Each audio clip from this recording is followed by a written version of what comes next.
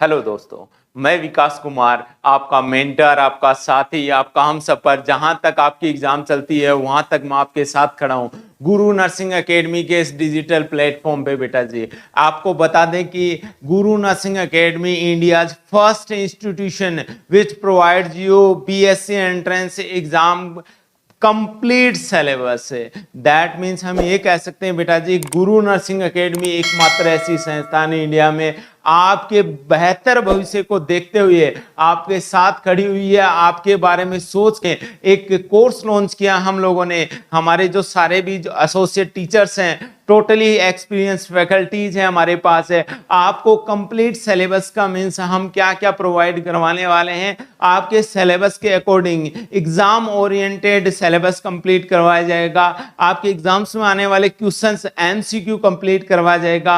आपको हर एमसीक्यू की आपको पूरे स्टडी मटेरियल के ई नोट्स अवेलेबल होने वाले हैं और लाइव टेस्ट होने वाले हैं। जैसा आपके एग्जाम में होता है उसी फॉर्मेट में टेस्ट होगा, उसी स्टैंडर्ड के पेपर आपको देने होंगे। और इतनी बार हम कोशिश कर लेंगे, इतनी बार हम जीत जाएंगे कि हमें यकीन हो जाएगा जिस दिन एग्जाम देने बैठेंगे बीएससी नर्सिंग का, उस दिन हम श्योर रहेंगे कि या दिस इज आवर टाइम। अब वो टाइम आ गया बेटा।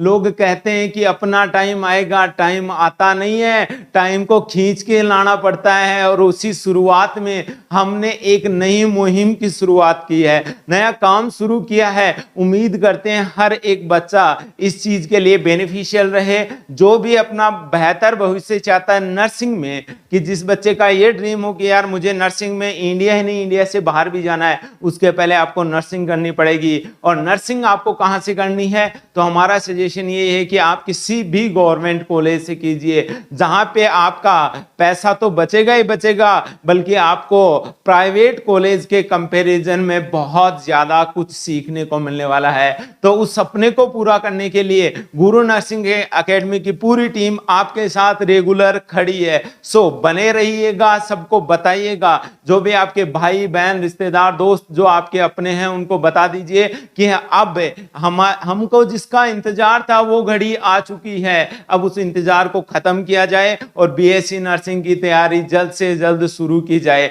सो इसी उम्मीद और इसी आशा के साथ हम लोग आज शुरू करने जा रहे हैं। मैं विकास कुमार बायोलॉजी वाला पोर्शन आपका कवर करवाऊंगा, जिसमें आपको टोटल जो भी मटेरियल चाहिए वो अवेलेबल हो जाएगा।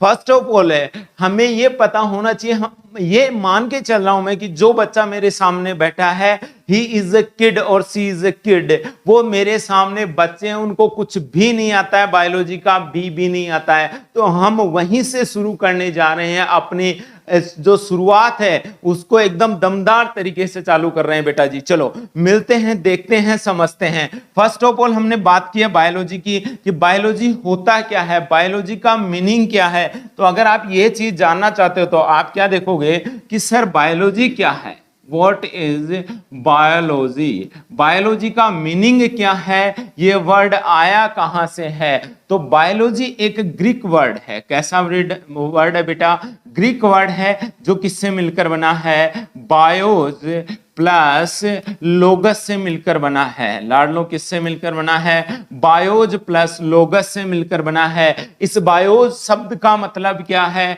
लाइफ। क्या मतलब है बेटा जी, लाइफ। और इसको अपने हिंदी में क्या बोल देते हैं, जीव। बायोलॉजी को हिंदी में क्या बोलते हैं, जीव विज्ञान। क्या बोलोगे जी, जीव विज्ञान है। अब देखिए, जीव विज्ञान ग्रीक वर्ड है, ग्रीक वर्ड से हमने निकाला बायोज और लोगस, दो ग्रीक वर्डों से मिलकर बना बायोलॉजी। बायोलॉजी को हिंदी में जीव विज्ञान कहते हैं। बायोज का मीनिंग होता है लाइफ, या हिंदी में अपन क्या बोल देते हैं, जीव। लोगस मीन्स होता है टू नो, किसी चीज को जानना, या अपन क्या बोल देते हैं, का अध्ययन। क्या बोलेंगे जी, का अध्ययन, अध्ययन करना, किसी चीज को समझना। तो हम बात किसकी कर रहे हैं, जीव की। किसकी बात कर रहे हैं, जीव की बात कर रहे हैं। आप बताइए बेटा जी, आपके आसपास में आपकी मम्मी भाई बहन दोस्त यार फ्रेंड्स जो अनजान लोग हैं, जिनको भी आप देख रहे हो, सर क्या उन्हीं की बात करें, नहीं, गाय भैंस बकरी जो भी आपको दिख रहे हैं वो सब के सब, मैंने जिन जिन के नाम लिए वो सब लिविंग है। लेकिन बहुत सी चीजें ऐसी हैं जो आपके आसपास में जो नॉन लिविंग है, निर्जीव हैं। तो पहले हम ये पता लगा लें कि हम जीव का अध्ययन तो करेंगे, लेकिन जीव क्या होगा, किस चीज को मैं जीव कहूंगा, ये बात तो समझ लें सर। तो बिल्कुल हम उसी को समझने जा रहे हैं, व्हाट इज लाइफ और जीव। जीव किसे कहेंगे हम, तो आप बोलोगे सर जिसमें ग्रोथ हो, ये कैरेक्टरिस्टिक्स हैं किसी लिविंग ऑर्गेनिज्म के। ग्रोथ मीन्स वृद्धि, अगर किसी जीव में वृद्धि हो रही है तो वो रिप्रेजेंट कर रहा है कि वो कोई ना कोई सजीव है। किसी जीव के अंदर, किसी भी चीज के अंदर आपको अगर उपापचय क्रिया दिखती है, उपापचय क्रिया दिखती है, सर ये क्या होती है, इसे इंग्लिश में बोलते हैं बेटा मेटाबॉलिज्म। क्या बोलेंगे जी, मेटाबॉलिज्म। मेटाबॉलिज्म या मेटाबॉलिक एक्टिविटी, उपापचय क्रियाएं दो प्रकार की होती है बेटा। एक होती है अपचयी, क्या होती है, अपचयी। एक क्या होती है, उपचयी। एक अपचयी, एक उपचयी। एक को बोला जाता है एनाबोलिक, एक को बोला जाता है केटाबोलिक। अगर सिंपल शब्दों में मैं कहूं उपापचय क्रिया क्या होती है, तो आप क्या बोलोगे कि सर उपापचय क्रियाएं हमारी जैविक क्रियाएं हैं। मीन्स अगर किसी चीज के अंदर कुछ नया बन रहा है या कोई बनी हुई चीज टूट रही है लगातार, तो उसको हम क्या बोल देते हैं एक साथ, तो आप बोलोगे सर उपापचय क्रिया या मेटाबॉलिक एक्टिविटी। तो ये होना जरूरी है। और क्या होगा एक जीव में, वो क्या चीज है बेटा जी, जनन। क्या है जी, जनन। जनन किसे कहते हैं, रिप्रोडक्शन। क्या बोलोगे मेरे लाडलों, रिप्रोडक्शन की बात हो रही है। Yes come on.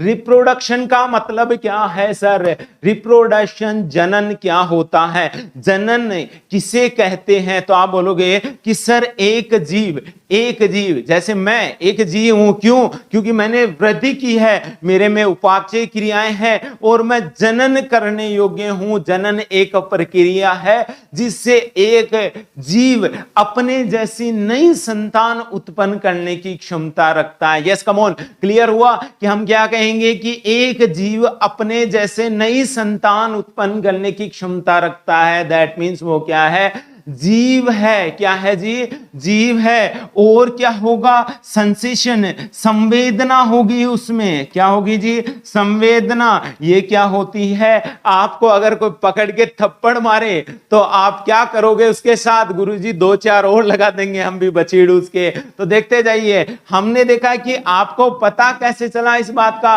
क्योंकि आपके अंदर वो सेंसेशन है। आपको अगर धूप में खड़ा किया जाए तो आप धूप फील कर सकते हो, ठंड में खड़ा किया जाए तो ठंड फील कर सकते हो। ये कैसे हो रहा है, तो आप बोलोगे कि सर मेरे अंदर सेंसेशन है, उस चीज को पहचानने की कैपेसिटी है मेरी बॉडी में। तो ये सारे कैरेक्टरिस्टिक्स किसके हैं, लिविंग ऑर्गेनिज्म के बेटा जी, किसके हैं, लिविंग ऑर्गेनिज्म के हैं। अगर हम बायोलॉजी की बात करें तो पूरी जो बायोलॉजी है वो वर्ड आया कहां से, आपने बोल तो दिया सर ग्रीक भाषा का वर्ड है, लेकिन ये दिया किसने था, तो मैं बोल दूं आपको कि नामकरण किसने किया था इसका, who coin the term biology, या जीव विज्ञान शब्द किसने दिया था। ये लीजिए जी, जीव विज्ञान शब्द किसने दिया था, तो आप क्या बोलोगे सर लेमार्क। क्या नाम है जी, लेमार्क एंड ट्रेविरेनस। ट्रेविरेनस दो साइंटिस्ट थे जिन्होंने क्या बताया कि हम जीवों का अध्ययन जीव विज्ञान कहलाता है। लेमार्क और ट्रेविरेनस ने बोला, लेकिन इन्होंने जीवों के बारे में कोई बहुत ज्यादा अध्ययन नहीं किया। एक महान व्यक्ति आए थे जिनका नाम है अरस्तु। क्या नाम है जी, अरस्तु। बात करेंगे अपन इनके बारे में। अरिस्टोटल, क्या कहा जाता है, अरिस्टोटल या अरस्तु कहा जाता है। ये इसके क्या है, जनक हैं बेटा जी। किसके, जीव विज्ञान के जनक कौन है, तो आप बोलोगे सर अरस्तु साहब हैं। और देखिए बायोलॉजी की अगर मेन ब्रांचेज की अगर अपन बात करें तो बायोलॉजी की दो मेन ब्रांचेज हैं। कौन सी है सर, तो आप बोलो सर वनस्पति विज्ञान। क्या बोलोगे जी, वनस्पति विज्ञान। या दूसरी विज्ञान कौन सी है, प्राणी शास्त्र है, या इसे क्या बोला जाता है, प्राणी विज्ञान। क्या बोला जाता है, प्राणी शास्त्र या प्राणी विज्ञान। इंग्लिश में इसे बोलते हैं बेटा जी बॉटनी, और इसको क्या कहा जाता है, जूलॉजी। क्या कहा जाता है लाडलो, जूलॉजी कहा जाता है। अब देखिए वनस्पति विज्ञान के जनक कौन है? इनसे मुलाकात करवाएंगे आपकी अभी थोड़ी देर में। वनस्पति विज्ञान के जनक कौन है? तो आपके दिमाग में आना चाहिए कौन है जी? थियोफ्रेस्टस। कौन है जी? थियोफ्रेस्टस। थियोफ्रेस्टस नामक एक साइंटिस्ट थे। उन्होंने पादपों के बारे में खूब अध्ययन किया था। आपको कैसे पता चला सर? मुझे पता चला उनकी बुक से। किससे पता चला? बुक या पुस्तक की बात कर लूं मैं तो इनकी पुस्तक का नाम क्या था? तो आप बोलोगे सर हिस्टोरिया। क्या बोलोगे? Historia plantarum. क्या नाम है? Historia plantarum. प्लांटेरम उनकी बुक का नाम था। और अगर प्राणी विज्ञान की मैं बात करूं तो मैं कहूंगा कि इसके जनक कौन हैं? तो वो अरस्तु साहब हैं। कौन है जी? अरस्तु हैं। इनकी बुक का नाम बताइए सर, किताब बताइए इनके भी। अगर इनको आप जनक कह रहे हो तो इनकी किताब का नाम था बेटा हिस्टोरिया। क्या नाम था? हिस्टोरिया एनिमेलियम। क्या नाम था? हिस्टोरिया एनिमेलियम। देखिए हिस्टोरिया एनिमेलियम नामक बुक इन्होंने लिखी थी। किसने? अरस्तु साहब ने। उसमें इन्होंने किसके बारे में बताया? 500 से ज्यादा डिफरेंट स्पीसीज, अलग अलग प्रजातियों के जंतुओं के बारे में बताया था इस बुक में। इसीलिए हमने इन्हें क्या कह दिया है? जंतु विज्ञान का जनक। किसको कह दिया है? अरस्तु साहब को। किसका? जंतु विज्ञान का। लेकिन इन्होंने जंतुओं के अलावा कुछ प्लांट्स के बारे में लिखा था, इसलिए ओवरऑल इन्हें क्या कहा जाता है? जीव विज्ञान का जनक भी कहा जाता है। अगर वनस्पति विज्ञान और बोटनी की मैं बात करूं तो इसके जनक का नाम क्या है? थियोफ्रेस्टस है। और इनकी बुक का नाम क्या है? Historia plantarum. क्या नाम है लाडो? Historia plantarum. यहां तक किसी को कोई दिक्कत? होप सो आपको कोई दिक्कत नहीं आई होगी। नेक्स्ट अगर अपन बात करें तो हम मुलाकात कर लेते हैं उस शख्स से, देख लेते हैं उस आदमी को कि वो कैसा दिखता है। तो ये कौन है साहब? तो आप बोलोगे कि सर ये है हमारे अरिस्टोटल, अरस्तु। आज मुलाकात कर लीजिए, बड़ा स्मार्ट टाइप का बंदा है अरस्तु जी। यही वो आदमी थे जिन्होंने हमारी जीव विज्ञान को खोजा था, जिन्होंने बहुत ज्यादा डिस्कवरी की थी लिविंग ऑर्गेनिज्म में, जीव जंतुओं के ऊपर। और अगर अपन बात करें कि सर थियोफ्रेस्टस साहब से भी हमें मिलवा दीजिए, एक मुलाकात उनसे भी हो जाए, तो एक मुलाकात जरूरी है कि नहीं है? जरूरी है सर। चलो उनसे भी मिल लेते हैं कि थियोफ्रेस्टस साहब कौन है। ये है साहब आपके थियोफ्रेस्टस साहब है। ये किसके जनक माने जाते हैं? तो आप बोलो सर बोटनी के, वनस्पति विज्ञान के जनक माने जाते हैं। किसके हैं जी? वनस्पति विज्ञान के जनक कहे जाते हैं। कौन? ये देख लीजिए खतरनाक टाइप में जो आदमी आपके सामने रिप्रेजेंट हो रहे हैं वो कौन है? थियोफ्रेस्टस साहब। देखिए ये हमने बात की कि हमने ये कहा कि सर 2 ब्रांचेज हैं जिनके जनक हैं, तो वो कौन से हैं? अरस्तु और थियोफ्रेस्टस। कौन थे जी? अरस्तु और थियोफ्रेस्टस। लेकिन अगर मैं आपको एक बात बताऊं कि हम अगर सारे ऑर्गेनिज्म की बात करें, सभी ऑर्गेनिज्म की अगर बात करें, तो देखिए अगर हम लोगों की काउंटिंग करना शुरू करते हैं तो हम क्या देखेंगे कि क्या आपको लगता है हम 7 अरब लोगों के नाम याद रख सकते हो? Do you guys think about it? क्या आप ऐसा सोच भी सकते हो कि हम 7 अरब लोगों का नाम याद रख सकते हैं? अगर बात हो रही है मनुष्य की, अब पता चला वो अफ्रीका का है, अमेरिका का है, तो आपको कैसे आइडेंटिफाई होगा कि अब आपको भी पता है कि विदेशों में लोगों के नाम बड़े अजीब अजीब होते हैं, तो आपको कैसे पता चलेगा ये आदमी का ही नाम है या किसी और चीज का नाम है? इस चीज का पता लगाने के लिए सिंपल फंडा निकाला था। नाम क्या था? Carolus Linnaeus. क्या नाम है बेटा जी? Carolus Linnaeus. एक साइंटिस्ट है बेटा, ये आदमी का नाम है। अब आपको पता चला कि ये ऐसे नाम भी होते हैं क्या सर? बिल्कुल होते हैं। कैरोलस लीनियस एक साइंटिस्ट थे जिन्होंने क्या दिया था? द्विनाम पद्धति। क्या चीज दी थी बेटा जी? द्विनाम पद्धति दी थी। इन्होंने बायनोमिनल क्लासिफिकेशन किया था, द्विनाम पद्धति दी थी। मींस एक जीव के बस 2 नाम याद करने हैं। जैसे मैं मनुष्य की बात कर लूं, ह्यूमन की बात कर लूं, मैं मनुष्य की, ह्यूमन की अगर बात करूं मैं, तो ह्यूमन को क्या कहा जाता है? होमोसेपियंस। क्या कहा जाता है? होमोसेपियंस। सर ये क्या चीज है? आप तो मनुष्य का नाम रमेश, महेश, गोपाल, ये बताइए, ये क्या बता दिया आपने? बिल्कुल, इन्होंने कहा कि कहीं पे भी अगर होमोसेपियंस की बात हो रही है, मतलब वो किसी मनुष्य के बारे में बात कर रहा है, चाहे वो कहीं का भी हो, कोई फर्क नहीं पड़ता। मतलब हमें हर मनुष्य का एक ही नाम जानना है, वो क्या है? होमोसेपियंस है। सर होमो क्या है? होमो हमारा वंश है बेटा। अगर बात करें, चाहे वो कोई भी हो, हिंदू, मुस्लिम, सिख, ईसाई, आपस में सब भाई भाई क्यों हो रहे हो भाई? इसलिए हो रहे हैं सर क्योंकि हमारे सबके वंशज कौन है? होमो। हमारे एक वंश का एक ही नाम दिया गया। बस साइंस एक ही बात कहती है कि ये हर एक मनुष्य का वंशज कौन है? होमो। और सेपियंस क्या है? उसकी जाति। क्या है मेरे लाडलो? उसकी जाति की बात की जा रही है यहां पर कि एक ही जाति सेपियंस, एक ही वंश होमो, टोटल बन गया क्या? मनुष्य, होमो सेपियंस। तो द्विनाम पद्धति किसने दी थी? कैरोलस लिनियस ने। इसीलिए इन्हें क्या कहा जाता है? वर्गीकी, टेक्सोनोमी। क्या बोला मैंने बेटा? वर्गीकी का जनक भी माना जाता है। वर्गीकी का जनक कौन है? कैरोलस लिनियस है। कौन है मेरे लाडलो? कैरोलस लिनियस की बात की जा रही है यहां पर कि कैरोलस लिनियस वर्गीकी के जनक हैं। सर ये बातें हमें कैसे पता चली? बिल्कुल, इन्होंने भी एक बुक लिखी थी, तो इनकी बुक का नाम और देख लेते हैं, आज समझ लेते हैं। बुक कौन सी मिली थी? तो आप बोलोगे सर सिस्टेमा नेचुरी। क्या नाम था? सिस्टेमा नेचुरी। चाहे हिंदी में लिखो चाहे इंग्लिश में लिखो बेटा जी, बात एक ही है। सिस्टेमा नेचुरी कैरोलस लिनियस नामक व्यक्ति की किताब का नाम था, जिसमें उन्होंने द्विनाम पद्धति के बारे में बताया कि हर एक चीज के, हर एक जीव का सिर्फ दो नाम डाल दो आप, वो जीव कहीं का भी हो, बस हमें क्लियर हो जाएगा कि उसी जीव के बारे में क्या हो रही है बेटा जी, बात हो रही है। तो ये कैरोलस लिनियस सामने बताया। फिर क्या हुआ? एक साइंटिस्ट आए थे, नाम क्या था? वीटेकर। क्या नाम था? वीटेकर। ध्यान से देखिएगा, वीटेकर नामक साइंटिस्ट आए थे और वीटेकर साहब ने क्या कहा? मैं बोला दूंगा पंच जगत प्रणाली। कौन सी प्रणाली दूंगा जी? पंच जगत प्रणाली। क्या नाम दिया मैंने? पंच जगत प्रणाली। 5 किंगडम क्लासिफिकेशन। क्या बोलते हैं इसको बेटा जी? 5 किंगडम क्लासिफिकेशन, पंच जगत प्रणाली की बात कर लेते हैं। इन्होंने बोला कि जीवों को मैं सिर्फ 2 कैटेगरी में डिवाइड करूंगा। हर एक जीव को कितनी कैटेगरी में डिवाइड करूंगा? 2 में। या तो वो जीव कैसा होगा?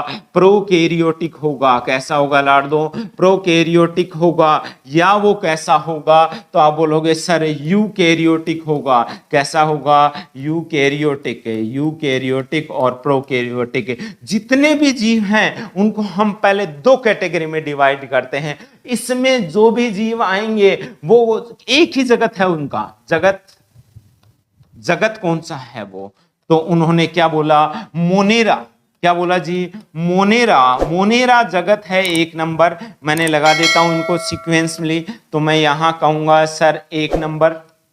1 नंबर जगत कंप्लीट हो गए कि मोनेरा एक किंगडम बना दिया। मोनेरा जगत के लोगों में, मोनेरा जगत के जीवों में हमेशा कैसी कोशिका होगी? आपका दिमाग 110% यही कहना चाहिए कि सर मोनेरा जगत के जो भी एग्जाम्पल आपको देखने को मिलते हैं 110% उनकी सेल कैसी होगी? आप बोलोगे सर प्रोकैरियोटिक। किस टाइप की होगी जी?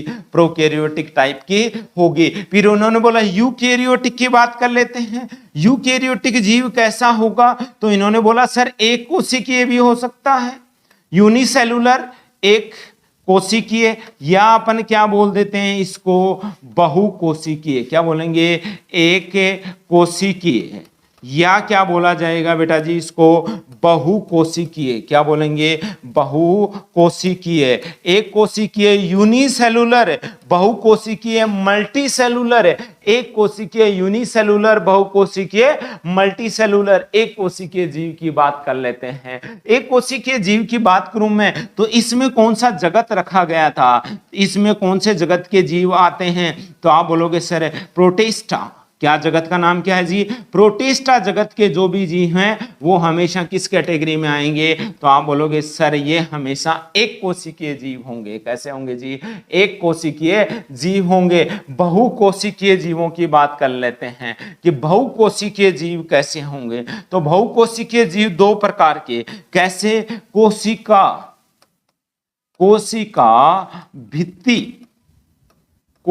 भित्ति सहित, मीन्स ऐसे मल्टी सेलुलर ऑर्गेनिज्म है, ऐसे बहुकोशिकीय जीव जिनकी कोशिकाओं के ऊपर क्या उपस्थित होगा? आप बोलोगे कोशिकीय भित्ति उपस्थित होगी। यस लाडलो, क्या उपस्थित होगा?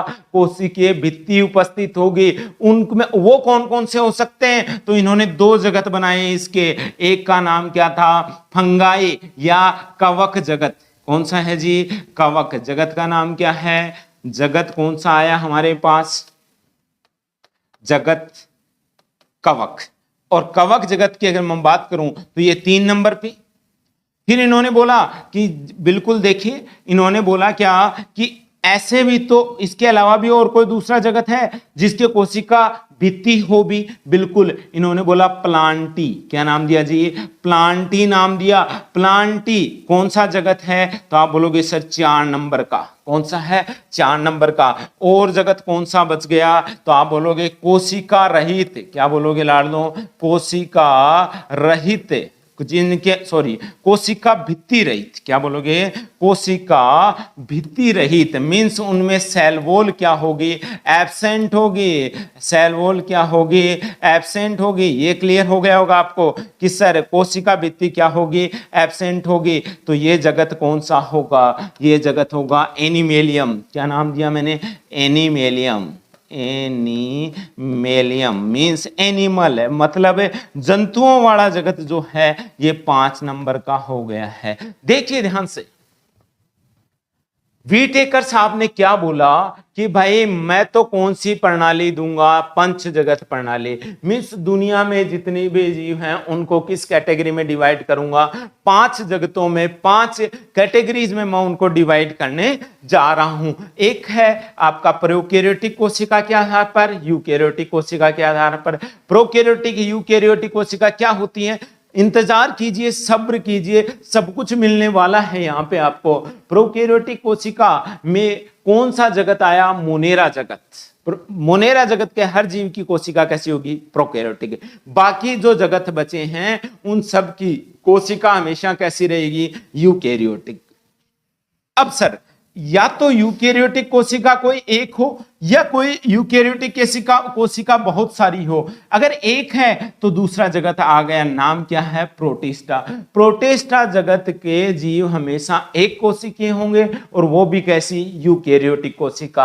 अगर बहुकोशिकीय की मैं बात करूं तो उसके ऊपर या तो कोशिका भित्ति होगी या कोशिका भित्ति रहित होगा, उसके अंदर कोशिका भित्ति नहीं होगी। जिनके अंदर होगी वो कवक और दूसरा क्या है? प्लांटी। और अगर कोशिका भित्ति रहित की बात करूं मैं तो वो क्या है? एनिमेलियम। कौन सा है? एनिमेलियम। तो हमने 5 किंगडम क्लासिफिकेशन देख लिया जिसमें हमने जाना कि कौन सा किंगडम कहां पर आता है। ये क्लियर हो चुका मेरे लाडलो। आगे चलेंगे अपन डिटेल में। अगर आगे बात करें तो हम क्या बोलेंगे बेटा जी? हम ये कहेंगे कि भाई हम किसके बारे में पढ़ रहे हैं? सेल के बारे में। हमने देखा कि बार बार सर आप एक ही नाम ले रहे हो, वो क्या है? कोशिका। क्यों आप कोशिका का नाम ले रहे हो? क्योंकि प्रत्येक जीव किसका बना है? कोशिका का बना हुआ है। प्रत्येक जीव किसका बना हुआ है? कोशिका का। सर कैसे बना हुआ है? देखिए ये एक अंडाणु है। क्या है जी लाडलो? अंडाणु है। मैं इसको नाम दे दूं अंडाणु, ओवम। ये एक अंडाणु है, ये इसके अंदर केंद्रक है बेटा जी। अब इससे मुलाकात करने आया, कौन मुलाकात करने आया? एक नर का शुक्राणु। कौन मुलाकात करने आया जी? नर का शुक्राणु। और नर के शुक्राणु ने यहां मुलाकात करने की कोशिश की। जहां पर इन दोनों ने मिलने की कोशिश की, इन दोनों का मिलन प्लस क्या कहलाता है? तो आप बोलो सर निषेचन। क्या कहलाता है जी? निषेचन। ये क्या है? शुक्राणु। क्या लिखा हुआ है बेटा जी? शुक्राणु। शुक्राणु और अंडाणु की मुलाकात होगी। मुलाकात को क्या बोलते हैं? निषेचन। और ये होगा कहां पर?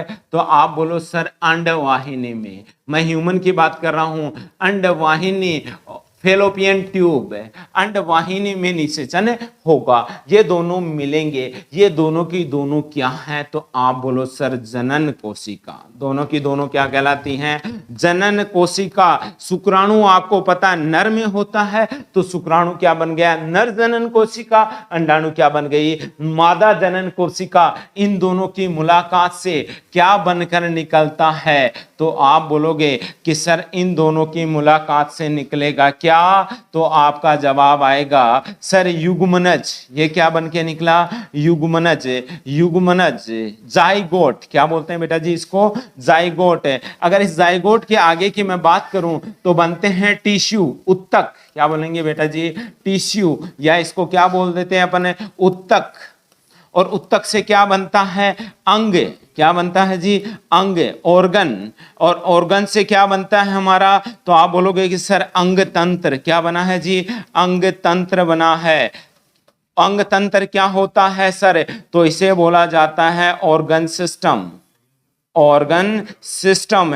और हम बात करें अगर अंगतंत्र की, तो ये सारे अंगतंत्र मिलकर क्या बना देते हैं? बॉडी बना देते हैं। लाडलों, क्या बना देते हैं? बॉडी बना देते हैं। बात को समझने की कोशिश कीजिएगा कि मैं आपको क्या बताने जा रहा हूं। मैं ये बताने जा रहा हूं कि एक जीव का निर्माण कैसे होगा, एक जीव कैसे बनेगा, ये आपको बताने की कोशिश कर रहा हूं बेटा जी। तो एक जीव कैसे बन रहा है? कुछ समझ में आया कि सर दो जनन कोशिकाएं हैं, अंडाणु और शुक्राणु, दोनों मिलकर युग्मनज बना रहे हैं। युग्मनज से उत्तक, उत्तक से अंग, अंग से अंगतंत्र, और अंगतंत्र से फाइनली क्या बन जाता है? बॉडी बन जाती है। क्या बन जाती है? बॉडी बन जाती है। इसीलिए हमारी जो बायोलॉजी है उसका बेस बनकर कौन बाहर आया है? तो आप बोलोगे सर हमारी बायोलॉजी का बेस बाहर बन के आया कोशिका। कौन आया जी? कोशिका। इसीलिए हम सबसे पहले क्या पढ़ते हैं? कोशिका का अध्ययन करते हैं, देखते हैं। ये तो देखो हमने किसी ऑर्गेनिज्म के बारे में बात कर ली कि हर एक ऑर्गेनिज्म किसका बना होगा? कोशिका का बना होगा। अब देखिए, इसको कंप्लीट एनालिसिस करने से पहले हम जानना चाहेंगे कि हमारी साइंस की और ब्रांचेज कौन कौन सी है। बॉटनी, जूलॉजी के अलावा भी क्या सर हमारी कोई और ब्रांचेज है? बिल्कुल, आपके सामने धुआंधार तरीके से रिप्रेजेंट की जा रही है कि कुछ ब्रांचेज और उन ब्रांचों के जनक बापू कौन है जी? ये सब के सब बापू जी हैं जी। ये इधर वाले सब बापू जी हैं। देखिए, जीव विज्ञान का जनक कौन? यस, कम ऑन, अरस्तु। वनस्पति विज्ञान का जनक कौन? थियोफ्रेस्टस। प्लेंटोलॉजी, जिस जीवाश्म विज्ञान का जनक कौन है? Leonardo da Vinci. यूजेनिक्स, या क्या बोला जाता है? सुजननिकी का जनक कौन है? गाल्टन। एक होता है इम्यूनोलॉजी, प्रतिरक्षा विज्ञान, उसका जनक कौन है? Edward general. कौन है जी? Edward general. एक है जेनेटिक्स, उसके जनक कौन है? ग्रिगर जोन मेंडल। एक है मॉडर्न जेनेटिक्स, फादर कौन है जी? बापू कौन है जी? टीएच मॉर्गन है। कौन है? टीएच मॉर्गन है। और क्या साइटोलॉजी के जनक कौन है? रॉबर्ट हुक साहब है। कौन है जी? रॉबर्ट हुक साहब हैं। और कैरोलस लिनियस तो मैं बता ही चुका हूं आपको किसके जनक हैं बेटा जी? वर्गीकी के जनक हैं। किसके जनक हैं? वर्गीकी के जनक हैं। नेक्स्ट देखिए, आपके सामने बहुत अच्छे से रिप्रेजेंट किया हुआ है कवक विज्ञान। क्या बोला गया है? कवक विज्ञान। कवक विज्ञान की अगर मैं बात करूं तो उसके जनक कौन है? माइकेली बेटा जी। जीवाणु विज्ञान के जनक कौन है? ल्यूवेनहॉक। कौन है जी? ल्यूवेनहॉक। सॉरी, थोड़ा सा प्रिंटिंग मिस्टेक हो गया। ल्यूवेनहॉक। क्या बोलते हैं इसको? ल्यूवेनहॉक। ल्यूवेनहॉक। अगर हम बात करें नेक्स्ट माइक्रोबायोलॉजी की, तो माइक्रोबायोलॉजी के जनक कौन है? Louis pasture.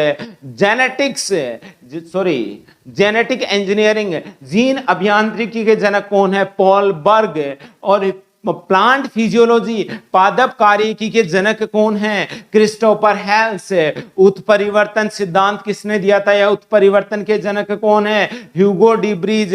और इंडियन इकोलॉजी के जनक कौन है? रामदेव मिश्रा जी। रामदेव मिश्रा जी इंडियन इकोलॉजी के जनक हैं। होप सो आपको ये बात क्लियर हो गई होगी कि हम क्या बताने की कोशिश कर रहे हैं आपको। ठीक है जी। देखिए नेक्स्ट अगर अपन बात करें तो हम देखते हैं कि सर कौन सी ब्रांच को क्या कहा जाता है, किस ब्रांच को हम क्या बोलेंगे। आपने हमें बता तो दिया, अलग अलग ब्रांचेज के अलग अलग जनकों के बारे में तो बता दिया, लेकिन कौन सी ब्रांच को हम क्या पढ़ते हैं वो देखिए। साइटोलॉजी, क्या बोला मैंने? साइटोलॉजी। साइटोलॉजी क्या है? कोशिका विज्ञान। क्या है जी लाडलो? कोशिका विज्ञान। अगर मैं आपसे कहूं हिस्टोलॉजी, एग्जाम में सीधा क्वेश्चन आता है लाडलो, व्हाट इज हिस्टोलॉजी? क्या होता है हिस्टोलॉजी? आपका जवाब आना चाहिए सर स्टडी ऑफ टिश्यू। क्या बोलेंगे? Study of tissue. हिस्टोलॉजी ऊतकों का अध्ययन। अच्छा जी सर इसको हिंदी में क्या बोलते हैं? ओतिकी। क्या बोलते हैं जी? ओतिकी बोला जाता है। इसको क्या बोला जाता है? ओतिकी। हिंदी में ये है ओतिकी। मीन्स ऊतकों का अध्ययन। जेनेटिक्स आनुवांशिकी। क्या बोलते हैं इसको? आनुवांशिकी। अगर बात करें हम आनुवांशिकी तो आनुवांशिकी में हम क्या पढ़ते हैं? आनुवांशिक गुणों का अध्ययन कि किस तरह से आनुवांशिक गुण एक पीढ़ी से दूसरी पीढ़ी में क्या होते हैं? स्थानांतरित होते हैं। बात करते हैं टेक्सोनोमी, वर्गीकी। टेक्सोनोमी क्या है? वर्गीकी। और वर्गीकी में हम क्या पढ़ते हैं? जीवों का नाम व वर्गीकरण। वर्गीकी में हम या टेक्सोनोमी में हम क्या पढ़ते हैं? जीवों का nomenclature and the classification of the organism. जीवों का नाम व वर्गीकरण। किसी भी बच्चे को हिंदी मीडियम हो चाहे इंग्लिश मीडियम हो, मीडियम में भी कोई प्रॉब्लम नहीं आने वाली है। आप बस लगे रहिए, समझते रहिए। एंथोलॉजी पुष्पों का अध्ययन। एपीकल्चर, देखो बेटा जिनके नाम जैसे हैं वो तो वैसे ही हैं, जिनके कुछ चेंज होने वो मैं आपको बता दूंगा। एपीकल्चर मधुमक्खी, माखी, समझते हो? ठीक है। देखिए मधुमक्खी का अध्ययन क्या कहलाता है? तो आपका जवाब आना चाहिए सर एपीकल्चर कहलाता है। और देखिए एंटेमोलॉजी। एंटेमोलॉजी क्या सॉरी एनाटमी। क्या लिखा हुआ है बेटा? एनाटमी। एनाटमी क्या है? आंतरिक, बॉडी के अंदर की संरचना का अध्ययन। एनाटमी। अगर बात करें ग्रेंटोलॉजी, वृद्धि होने की प्रक्रिया का अध्ययन। बात करें डेमोग्राफी। क्या बात करें? डेमोग्राफी किसे कहते हैं? तो आप बोलोगे सर जनसंख्या संबंधी अध्ययन क्या कहलाता है? डेमोग्राफी। जैसे जनसंख्या घनत्व क्या है, जनसंख्या वितरण क्या है, जनसंख्या का किस हिसाब से क्या सेक्स रेशियो है, क्या एजुकेशन है, जनसंख्या से रिलेटेड हम जब भी बात करेंगे मींस हम साइंस की कौन सी ब्रांच पढ़ रहे हैं? डेमोग्राफी। एक होता है डेंड्रोग्राफी। डेंड्रोग्राफी मींस आपके ट्रीज, स्कर्ब्स, जो वृक्ष और झाड़ियां हैं उनका अध्ययन क्या कहलाता है? डेंड्रोलॉजी। क्या कहलाता है लाडलो? डेंड्रोलॉजी कहलाता है। चलो आगे कुछ ब्रांचेज पे चलते हैं हम लोग। अगर आगे कुछ ब्रांचेज पे चले तो हम देखते हैं अभी बेटा जी आगे अगर ब्रांचेज पे चले तो कौन सी ब्रांच आने वाली है वो देखिए। एंटेमोलॉजी। क्या बोलेंगे बेटा जी? एंटेमोलॉजी। एंटेमोलॉजी किसे कहा जाता है? कीट पतंगों का अध्ययन। किसे कहेंगे? कीट पतंग जो उड़ते हैं, इंसेक्ट, स्टडी ऑफ इंसेक्ट्स। कीट पतंग आपने उड़ते हुए छोटे छोटे जीव देखे हैं ना लाइट के पास में, वो उड़ते हुए छोटे छोटे कीट पतंग, इंसेक्ट्स की स्टडी क्या कहलाती है? एंटेमोलॉजी। अगर नेक्स्ट हम बात करें इकोलॉजी। इकोलॉजी क्या होता है सर? जैसे मैं एक जीव हूं, मेरा अन्य जीवों के साथ मींस आपके साथ, अपने आसपास जो भी जीव बैठे हैं उनके साथ और अपने वातावरण के साथ संबंधों का अध्ययन क्या कहलाता है? देखो मेरा मेरे वातावरण के साथ भी संबंध है मींस जैविक और अजैविक घटकों के साथ संबंधों का अध्ययन। दोबारा समझिएगा, मैं एक जीव हूं, एक जीव का अन्य जीवों के साथ। अन्य जीव में कौन है? आप हो गए, या सराउंडिंग में यहाँ पे जो भी मेरे टेक्निकल टीम बैठी है वो हो गई है। तो ये तो जीव का जीव के साथ संबंध है। अब मैं बोला वातावरण के साथ संबंध है कि नहीं है? एसी चल रही है, एसी का मेरे साथ कोई ना कोई संबंध है, इससे मुझे ठंडी हवा मिल रही है। लाइट जल रही है, लाइट का मेरे साथ रिफ्लेक्स एक्शन है कि लाइट नहीं होती तो आप शायद मेरा चेहरा ना दिख पाते। तो क्या है? उसका मेरे साथ कोई ना कोई संबंध है। अगर ये कैमरा ना होता, बेशक से निर्जीव चीज है, लेकिन कहीं ना कहीं मुझे आपके साथ जोड़ने में ये मेरी मदद कर रहा है, तो ये भी मेरे इकोलॉजी का ही क्या है बेटा जी? पार्ट है। तो जीवों का पर्यावरण के साथ संबंधों का अध्ययन। एक होता है हॉर्टिकल्चर, बागबानी जो लोग करते हैं उनको क्या कहते हैं? हॉर्टिकल्चर। और माइकोलॉजी, क्या बोलेंगे? माइकोलॉजी। याद रखना, माइकोलॉजी, फाइकोलॉजी। माइको मेरे, माइको बोले तो, अरे माइको कहां है? माइको पीर, ठीक है। माइको बोले तो कवाक, कवकों का अध्ययन क्या कहलाएगा? कवकों का अध्ययन क्या कहलाता है? माइकोलॉजी। और सवालों का अध्ययन क्या कहलाता है? फाइकोलॉजी। इन दोनों को बहुत ध्यान से देखना, माइकोलॉजी, फाइकोलॉजी। माइको, माइको को बोले तो कवकों का अध्ययन, फाइकोलॉजी तो अपने आप इस सवालों का अध्ययन आ गया। माइको कै शब्द आ रहा बेटा जी इसमें? तो याद रखना, माइको कवकों का अध्ययन, फाइको सवालों का अध्ययन। तो माइकोलॉजी कवकों का अध्ययन, ऑर्निथोलॉजी पक्षियों का अध्ययन। You know India's first ornithologist doctor Salim Ali. कौन थे जी? डॉक्टर सलीम अली। डॉक्टर सलीम अली। सलीम अली साहब कौन थे? हमारे इंडिया के फर्स्ट ऑर्निथोलॉजिस्ट थे। सर ये क्या होते हैं? आप लोगों ने रोबोट 2 देखे होगी जिसमें अक्षय कुमार भयंकर रूप ले लेता है। अक्षय कुमार एग्जैक्टली होता क्या उस मूवी में? तो आप बोलोगे सर ऑर्निथोलॉजिस्ट, क्योंकि वह पक्षियों का अध्ययन करता है। ऑर्निथोलॉजी पढ़ता है पक्षियों का अध्ययन। ओस्टियोलॉजी हड्डियों का अध्ययन। पीसी कल्चर किसे कहते हैं बेटा जी? पीसी किसको पीसा है? मत्स्य को, मछली को पीस डाला है। तुम पीसी कल्चर मत्स्य पालन संबंधी अध्ययन, कि मछली को पाला कैसे जाता है, किस तरह का एनवायरनमेंट दिया जाता है, वो सारी चीजें हम किसके अंदर पढ़ते हैं बेटा जी? पीसी कल्चर के अंदर पढ़ते हैं। अगर मैं बात करूं फाइकोलॉजी की तो सवालों का अध्ययन। अगर मैं बात करूं पोमोलॉजी, पोमो क्या? फल। क्या है जी? पोमो एक फल का नाम है, याद रखिएगा, पोमो एक फल का नाम है। और फलों का अध्ययन क्या कहलाएगा? पोमोलॉजी। क्या कहलाएगा? पोमोलॉजी। एक है पेडोलॉजी, मिट्टी का अध्ययन। क्या कहलाएगा जी? मिट्टी का अध्ययन। तो ये तो आपको क्लियर हो चुका है कि पोमोलॉजी क्या चीज है। तो देखते हैं आगे, देखिएगा।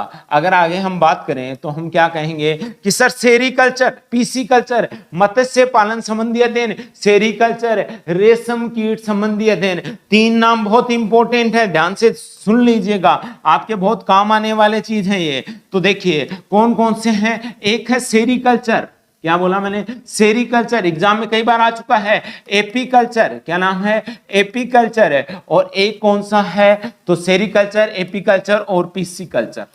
पिस्सीकल्चर ये नाम आप जरूर याद रखिएगा। ये 3 नामों का मैं डिफरेंस बता देता हूं। सेरीकल्चर रेशम कीट संबंधी अध्ययन, एपीकल्चर मधुमक्खी पालन संबंधी अध्ययन, और पिस्सीकल्चर मत्स्य पालन संबंधी अध्ययन। क्या बोलेंगे? मत्स्य पालन संबंधी अध्ययन। इन तीनों का डिफरेंस क्लियरली याद रखना। एक होता वर्मी कल्चर, अर्थवॉर्म्स, जैसे केंचुआ, केंचुए के संबंधी पालने संबंधी अध्ययन जो हम करते हैं तो उसको हम क्या बोल देते हैं? Vermi culture. क्या बोलेंगे बेटा जी? Vermi culture. और अगर अपन बात करें तो हम ये हमारे कुछ जो ह्यूमन फिजियोलॉजी की ब्रांचेज हैं उनकी बात कर रहे हैं। नेफ्रोलॉजी किडनी का अध्ययन, याद रखना, नेफ्रोलॉजी किडनी का अध्ययन, न्यूरोलॉजी तंत्रिकाओं का अध्ययन, study of neurons, study of neurons क्या कहलाएगा? न्यूरोलॉजी। न्यूरोलॉजी क्या है? तंत्रिकाओं का अध्ययन। कार्डियोलॉजी हृदय का अध्ययन, क्या बोलोगे? हार्ट का अध्ययन, स्टडी ऑफ हार्ट। हिस्टोलॉजी, क्या बोला मैंने लाडो? हिस्टोलॉजी, ऊतकों का अध्ययन। क्या चीज है जी? हिस्टोलॉजी, ऊतकों का अध्ययन। हिमेटोलॉजी, क्या बोला मैंने? हिमेटोलॉजी, किसका अध्ययन? रुधिर का अध्ययन। और हेपेटोलॉजी, यकृत का अध्ययन। और हिपेटो, हिमेटो, इन दोनों का डिफरेंस भी याद रखना। जैसे नेफ्रो और न्यूरो का बताया, वैसे हिमेटो और हिपेटो को याद रखना। एक होता है हिमेटोलॉजी, क्या बोलोगे? रुधिर का अध्ययन। हिपेटोलॉजी, यकृत का अध्ययन। एक होता है हिस्टोलॉजी, ऊतकों का अध्ययन। तीनों एक जैसे दिखते हैं लेकिन नाम याद रखिएगा। एंडोक्राइनोलॉजी, अंतःस्रावी ग्रंथियों का अध्ययन। एम्ब्रियोलॉजी, भ्रूण विज्ञान अध्ययन। ये मैंने सारी मैक्सिमम जो एग्जाम में आने के चांसेस ज्यादा हैं उन ब्रांचेज के बारे में आपको क्या कर लिया बेटा जी? क्लियर कर दिया है कि ये सारी ब्रांचेज आपको पता होनी चाहिए। ये आपके लिए बहुत ही इंपॉर्टेंट है। और हम बता दें कि ये जो आप चीजें पढ़ रहे हो ये आपके लिए बहुत ही फायदेमंद होने वाली है। चलो देखिए बेटा जी, आगे ओहो आ गई अपनी धुआंधार शानदार जान, क्या? सेल, जिससे हर एक जीव पनप रहा है, जिससे हर एक जीव का क्या हुआ है? निर्माण हुआ है। कुछ कुछ ऐसी दिखती है, कुछ कुछ ऐसी लगती है वो मुझे। देखते जाइएगा, ये हमारे कुछ डिफरेंसेस है यूकैरियोटिक और प्रोकैरियोटिक सेल्स के। देखिए बेटा जी, आज हमने ये देख लिया है कि बायोलॉजी क्या है, बायोलॉजी का मीनिंग क्या है, जीव कैसे बनता है, और 5 किंगडम क्लासिफिकेशन क्या है, द्विनाम पद्धति क्या है, और हमने देखा different branches of science. Science के हमने विभिन्न शाखाओं के बारे में बात कर ली है, और कुछ शाखाएं और उनके जनकों के बारे में बात कर ली है। अब हम आगे देखेंगे कि व्हाट इज सेल, सेल है क्या, उसका कंपोजिशन क्या है, क्या डिफरेंस होता है, किस किस टाइप की सेल होती हैं, क्या कंपोजिशन होता है, जीरो से लेके हीरो तक वाली बात है। तो अब लग जाइए, वक्त आ चुका है उस जुनून को जगाने का जो हमारे अंदर दफन था। इस बार हम दिखा देंगे कि हम क्या करने वाले। हमारे अंदर जो भी जुनून और जोश है उसको हमें बना के रखना मेरे लाडों। मेरी उम्मीद है भगवान से कि जो भी मुझे बच्चे देख रहे हैं उनका बेहतर भविष्य हो। जिन्होंने ये कोर्स ज्वाइन करने का प्लान किया है या देखा है, मैं पहले भी बोल चुका हूं, कंप्लीट सिलेबस कहीं नहीं मिलता है। जनरली यूट्यूब पे या कहीं भी आप देखोगे 2 क्लास 1 क्लास मिल जाती है, लेकिन अगर आपको पूरा पढ़ना है, देखो पढ़ो तो ऐसा पढ़ो कि वो पूरा हो, आपको पूरा नॉलेज हो उस चीज का, आपको कोई इसमें उसके मुकाबले चैलेंज ना कर सके। अगर आप मेरे से पढ़ने के बाद पढ़ा पाते हो, दैट मींस रियली आप लोग उस चीज को समझ चुके हो। तो मेरा मकसद यह है कि यहां से पढ़ने के बाद आप पढ़ो नहीं, आप पढ़ा सको, ऐसी कैपेबिलिटी आप में पैदा हो बेटा जी। अगर आप यहां से पढ़ने के बाद पढ़ाते हो तो मुझे बहुत गर्व होगा आप पे। मीन से मुझे ये समझ आ जाएगा कि मेरे बच्चों ने पूरी मेहनत की है और चीजों को अच्छे से समझ लिया है। इसी उम्मीद और इसी विश्वास के साथ लगे हैं हम लोग। सबको बताइए, अपने बहन भाई छोटे बड़े जिनका भी आप ये चाहते हो कि नर्सिंग फील्ड में कैरियर बने, तो उसके लिए गुरु नर्सिंग एकेडमी आपके साथ खड़ी है। गुरु नर्सिंग एकेडमी के ये कॉन्टेक्ट नंबर है, व्हाट्सएप नंबर है, कॉलिंग, आप कभी भी 24 आवर्स अवेलेबल है आपके पास, आपके लिए सेवाएं। और दूसरी बात और बता दूं, हर एक क्लास के बाद में अगर आपको कोई भी डाउट रहता है तो बिल्कुल आप ऐप के माध्यम से, गुरु नर्सिंग एकेडमी का एक ऐप है जो आप प्ले स्टोर में जाके डाउनलोड करने के बाद में जब ये वीडियोस देख रहे होंगे तो उसमें आपको कहीं पे भी कोई डाउट आता है तो आप वहीं पे बता सकते हो कि मेरी क्यूरी ये है। विद इन 24 आवर्स आपकी हर एक क्यूरी का आपको आंसर मिल जाएगा। ये हमारा गुरु नर्सिंग एकेडमी के सोशल मीडिया प्लेटफॉर्म है जिनसे आप कभी भी कांटेक्ट हो सकते हो, रूबरू हो सकते हो। मिलते हैं अगली क्लास में, फिर मुलाकात करते हैं। जय हिंद, bye bye, goodbye, take care, be happy. For more updates, subscribe to our channel, click the show links and enjoy watching the videos.